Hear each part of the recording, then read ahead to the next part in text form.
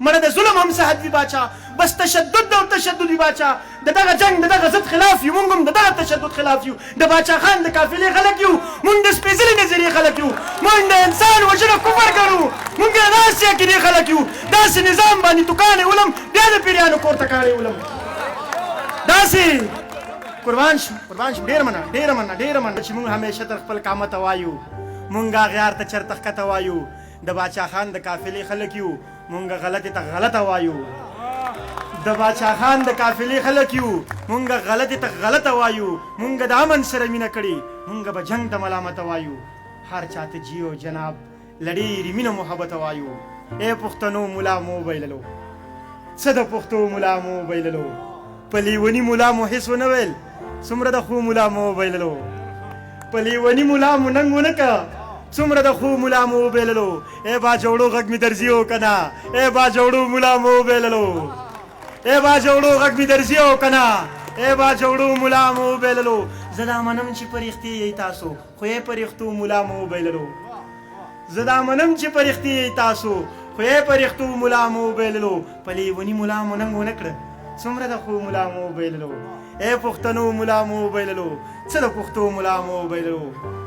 څه خلکو دلته وکړي د هر چا پسې ملنډې د دین پسې ملنډې او ملا پسې ملنډې مفتی او مولانا صاحب هم د دې خلکو نه هیر شو دی وکړي د شهید او شهدا پسې ملنډې مفتی او مولانا صاحب هم د دې خلکو نه هیر شو دی وکړي د شهید او شهدا پسې ملنډې مونږ چرته کې د ظلم خلاف غږ قدرې ونه که مونږ کړي همیشه خپلې بقا پسې ملنډې مونږ چرته کې د ظلم خلاف غږ قدرې ونه که مونږ کړي همیشه خپلې بقا پسې ملنډې لعنت به پسې نه وایم چې کومو خلکو وکړي ممتاز او د تراب ښکلې وینا پسې ملنډې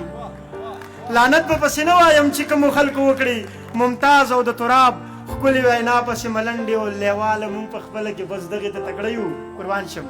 لیواله مونږ په خپله کې بس دغې ته تکړه یو پښتون پسې ملنډې پښتونخوا پسې ملنډې پښتون پسې ملنډې پښتونخوا پسې ملنډې دغسې شعرونه زما دغه ګران یار ناست دی دا د باچا خان بابا د کلي دی او ډېر خدمات یې هم دي د پښتنو دپاره عدنان صاحب ته یو څو شعرونه وایم بیا یو نظم وایم په امن مې لیکلی دی خو دغسې شعرونه درته ډېر ډالۍ وي چې د چا چې مینه تر آهنګه رسي دا به ضرور د یار تر څنګه رسي دغه خبره په جهاد شروع شوه خو دغه خبره به تر جنګ رسي دغه خبره په جهاد شروع شوه خو دغه خبره به تر جنګ رسي او دغه سړي له مې چانده ورکړي دغه چانده به تر کلنګ رسي دغه سړي له مې چانده ورکړي دغه چانده به تر کلنګ رسي او لیوال خبره ښه صحیح کړي وي دې بعضې خلکو ته بدرنګ رسي دې بعضې خلکو ته بدرنګ رسي چې ډېره مزه سکي د قربان پته به لګي سجاد هوتي چې ډېره مزه سکي د قربان پته به لګي د وخت د غلامۍ او د زندان پته به لګي شهیدو پښتنو له به حساب ورکول غواړي حساب ته چې لږ کښېنې د تاوان پته به لګي په وخت د انقلاب چغه پکار ده د ځوان پته به لګي د پېزوان پته به لګي